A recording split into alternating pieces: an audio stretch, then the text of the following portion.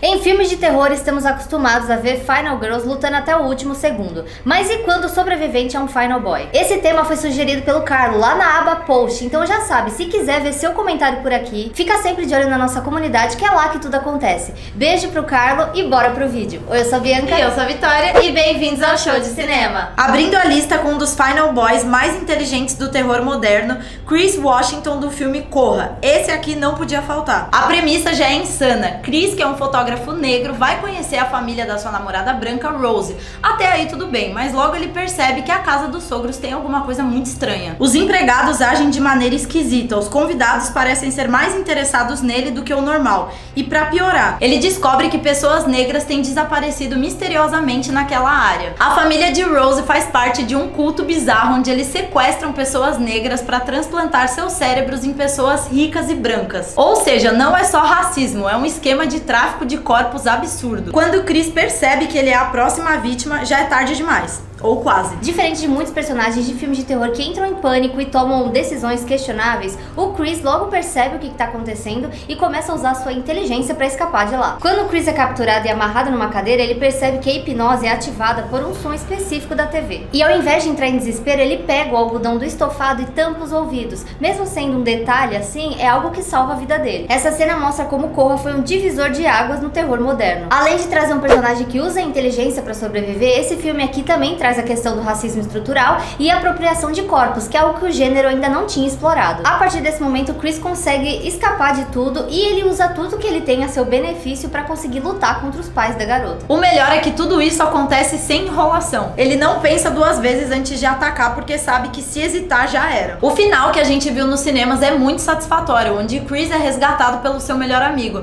mas a verdade é que esse final seria muito mais cruel. Chris seria preso pela polícia e condenado pelos assassinatos da família, provando que mesmo tendo sobrevivido, ele ainda perderia para o sistema. No fim, o final foi alterado porque Jordan Peele, o diretor, queria um desfecho onde o personagem negro ganhasse, e por isso a vitória de Chris foi muito mais impactante. A atuação de Daniel Kaluuya foi essencial para a intensidade do filme, tornando Chris um dos protagonistas de terror mais memoráveis da última década e garantindo até uma indicação ao Oscar. E agora é hora de falar do cara, da lenda, do maior Final Boy do terror, Ash Williams. Se você curte terror, já sabe que Evil Dead é um clássico, mas o que tornou Ash tão especial é que ele começou como um cara simples, mas que depois se tornou um dos maiores caçadores de demônio do cinema. Mas antes de continuar, deixa o like e se inscreve no canal, lembrando que postamos vídeos longos de segunda, quarta e sexta e vídeos curtos de terça, quinta e sábado, então ativa o sininho desse jeito pra não perder nada. O que começa como uma história simples com jovens em uma cabana acaba se tornando um verdadeiro inferno, como a Di... Oi, Di. Oi! Tudo bom, Di? É a Di. Como a Vi disse, o Ash passa de um cara simples, né, pra um dos maiores caçadores de demônios do cinema. Eu vou te matar.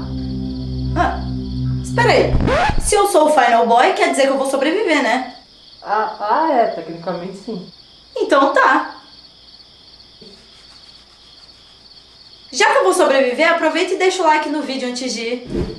Aos poucos, Ash vê os amigos e até a namorada dele sendo possuídos e percebe que não tem como salvá-los. O cara que começou como um cara tranquilo precisa lutar pra sobreviver. E aqui entra o diferencial do Ash. Ele não só sobrevive, ele contra-ataca. Diferente de muitos Final Boys que acabam fugindo, esse daqui não, ele fica pro combate, entendeu? Ele luta mesmo. Luta com unhas e dentes. É lógico. No final do primeiro filme, ele parece ser o único sobrevivente, mas Evil Dead não acaba assim tão fácil. A história dele ainda tá só começando e o mal ainda tá ali. Nos filmes seguintes, Ash volta mais insano e ainda mais icônico. Em Evil Dead 2, ele já adota a motosserra como uma prótese de mão, assumindo o herói mais estiloso do cinema. No fim das contas, Ash não é só um Final Boy, é ele quem colocou os Final Boys no mapa. E ele fez isso com muito sangue, muitas tripas, com humor e uma motosserra no lugar da sua mão. Ash não só sobreviveu ao primeiro filme, como se tornou um verdadeiro caçador de demônios. Ele é um Final Boy que chutou bundas e ainda fez isso com estilo. Se tem um Final Boy que merece respeito no mundo do terror, esse cara é Tommy Jarvis. Diferente de muitos sobreviventes de Sexta-feira 13, ele não apenas conseguiu escapar do Jason, como conseguiu também destruir ele. A história dele começa em Sexta-feira 13, capítulo final, quando ele era apenas um garoto de 12 anos. Ele mora com a mãe e a irmã em uma casa no meio da floresta que, adivinha só, fica pertinho pertinho do Crystal Lake. Enquanto um grupo de jovens aproveita a vida em uma casa vizinha,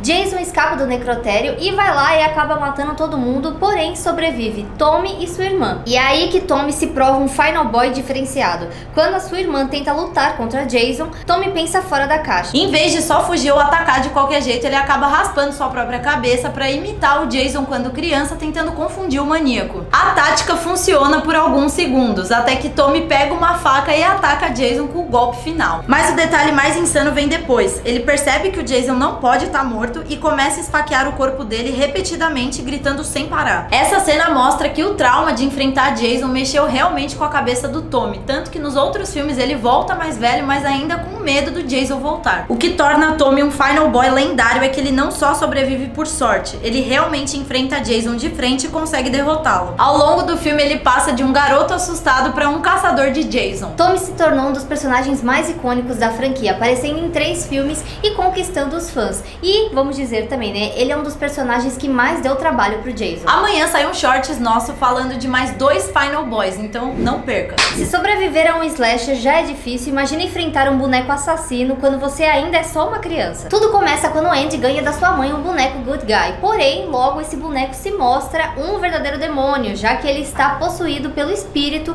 de um serial killer. Andy percebe rápido que Chuck não é um brinquedo normal, mas ninguém acredita nele. A primeira tragédia acontece quando sua babá acaba falecendo, porém, né, ninguém acredita na criança. E a gente já falou nesse canal, se as pessoas acreditassem nas pessoas, nada disso aconteceria. Não teria roteiro. Chuck não quer só matar as pessoas, ele quer transferir a sua alma pro corpo de Andy, senão ele vai acabar ficando preso no corpo do boneco pra sempre. Ou seja, além do menino ter que fugir dele, ele tem que fugir pra não perder sua própria identidade. Depois de insistir que o boneco tá vivo, Andy é levado pra Febem. Agora, além de estar sozinho, ele tá preso enquanto Chuck se aproxima cada vez mais. Ele vai pra Febem? Ele vai pra Febem.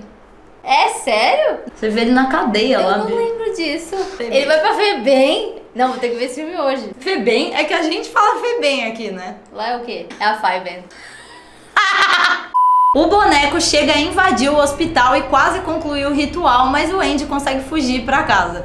Gente, não é mais Febem, tá? É hospital, porque na real a gente não sabe direito. É, eu não lembro. É Febem ou Hospital? No final, a mãe de Andy e o detetive Mike, que tá junto, percebem que o Chuck tá vivo. E Andy, mesmo sendo só uma criança, consegue virar o jogo e tacar fogo no boneco, e eles finalmente conseguem derrotar Chuck. Andy sobrevive, mas sai completamente traumatizado. Também foi até pra Febem, né? Ele foi até pra Febem, né? Então... Diferente da maioria dos slashers, o Andy era apenas uma criança e consegue escapar, fugir e ainda derrotar o Chuck. Ele foi desacreditado por todos, mas sobreviveu e ainda por cima conseguiu derrotar o boneco. Andy nunca foi uma verdadeira vítima, já que desde criança ele luta contra o Chuck e quando cresce ele vira um verdadeiro caçador e vai atrás do Chuck pra acabar com o boneco de uma vez por todas. Agora, enfrentar um demônio, um assassino, um boneco é difícil, né? E imagina você enfrentar algo invisível. Se tem um Final Boy que acabou mudando as regras do terror, esse personagem é o Alex de Premonição.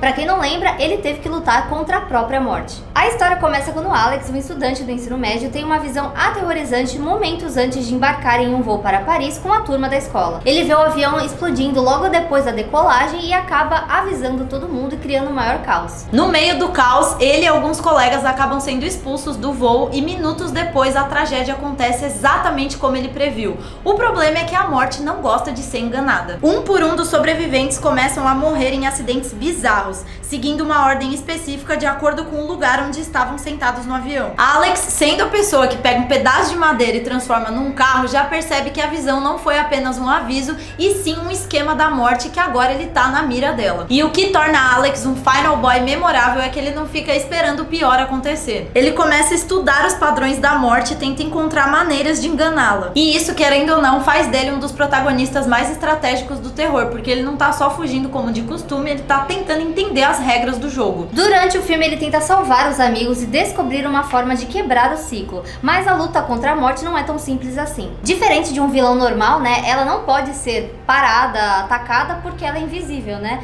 E você só pode burlá-la, porém temporariamente. No final, o Alex acaba sobrevivendo, porém a morte sempre volta pra buscar o que é dela, né? E é interessante mencionar que aí no segundo filme isso aqui tudo cai por terra, né? Porque a gente descobre que ele faleceu. Boom! Conta pra gente qual outro Final Boy você acha memorável. E é isso, um beijo e até quarta. Tchau!